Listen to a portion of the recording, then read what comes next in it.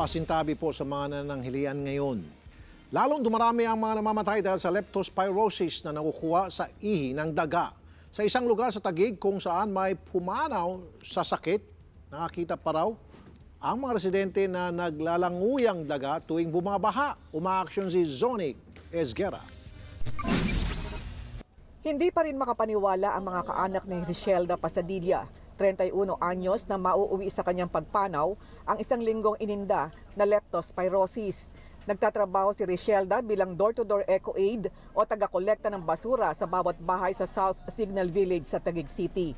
Hindi siya huminto kahit sunod-sunod ang ulan noong nakalipas na mga linggo. Pero nito lang Hunyo 20, bigla na lang daw nilagnat at nahirapan huminga si Rishelda. Hindi na po siya nagkakain. Yung ginakain niya, sinusukan niya rin po, tsaka yung tubig. Pag Saturday po ng 2 o'clock morning, hindi. Mga kapatid, Nikki de Guzman po, iba na ang may alam at may pakialam sa panahon ngayon. Para sa tuloy-tuloy na balitaan sa Frontline kahit weekend, mag-follow at mag-subscribe sa social media pages ng News 5.